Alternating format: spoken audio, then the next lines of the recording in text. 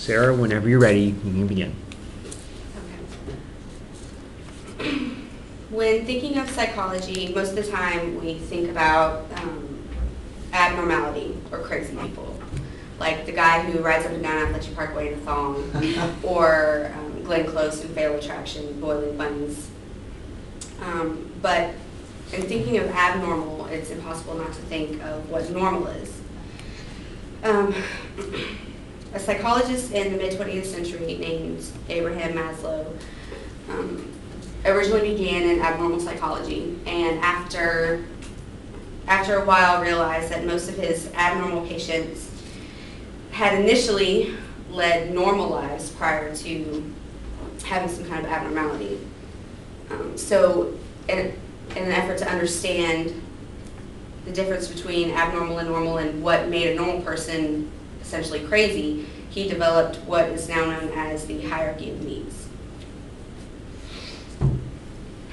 As a college student, a lot of times we hear the term that we come to college to find ourselves or gain independence, and a lot of that has to do with the fact that we are moving away from our routine and our friends and family and what we know, and we are gaining new experiences and education, both socially and educationally or academically, and that contributes to our development.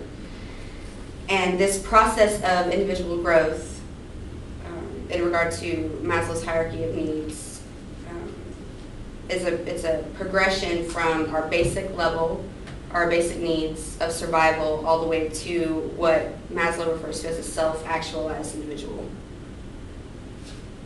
Sorry.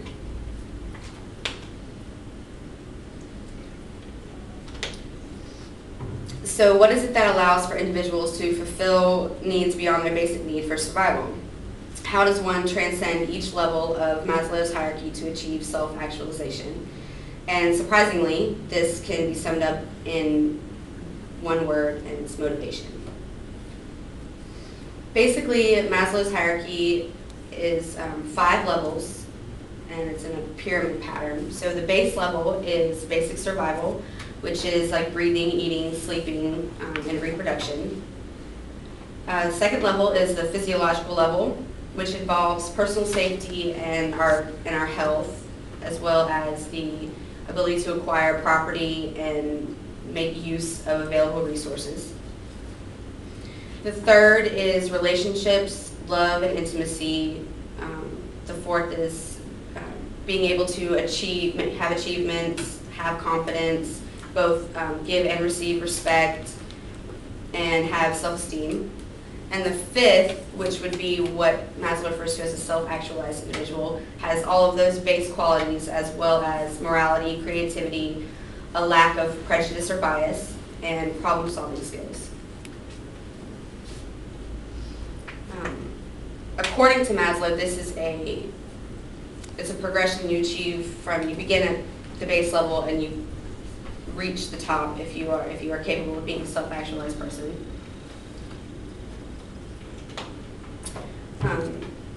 So they don't happen simultaneously.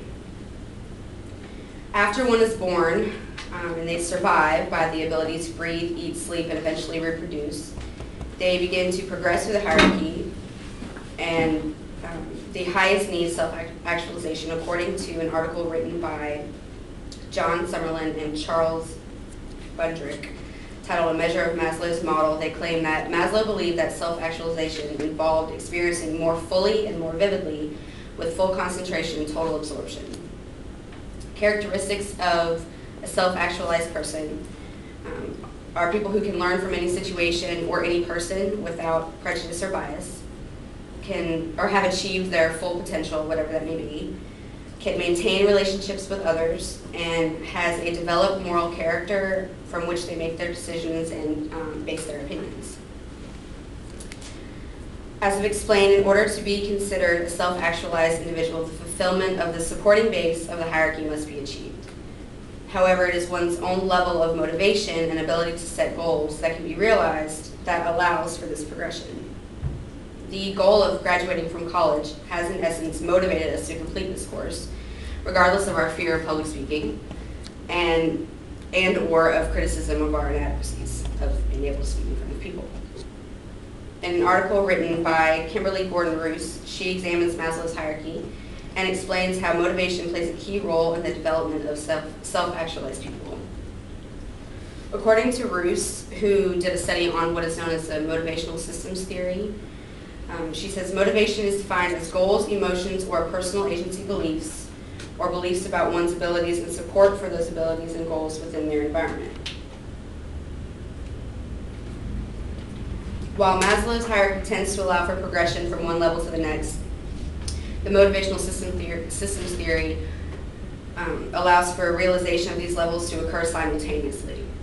So whereas, according to Maslow, you have to be able to eat, breathe, sleep, and then once you do that, you can acquire property and take care of your health and then build relationships. According to motivational systems theory, you're able to develop all of these characteristics in or around the same time. They kind of are coordinated and integrated with each other. Many of us sitting in this classroom can relate to many of these aspects of personal fulfillment, as well as many facets of motivation involved in the motivational systems theory, as it is the integration of motivation and how motivation allows for personal progression that determines our level of overall fulfillment. For the purpose of psychology and individual development, Maslow's structure of personal need and idea of self-actualization, as well as the subsequent study of how people are motivated to achieve this state of personal fulfillment, has proven to be a reliable and useful tool through personal and professional development. Maslow's desire to understand the foundation of normal and successful individuals has led to a better understanding of what some may refer to as the key to success. In gaining further understanding of how motivation and goal setting work hand in hand, Maslow has inadvertently provided understanding of not only our basic needs as human beings, but also how to achieve the level of individual success that any one of us may desire.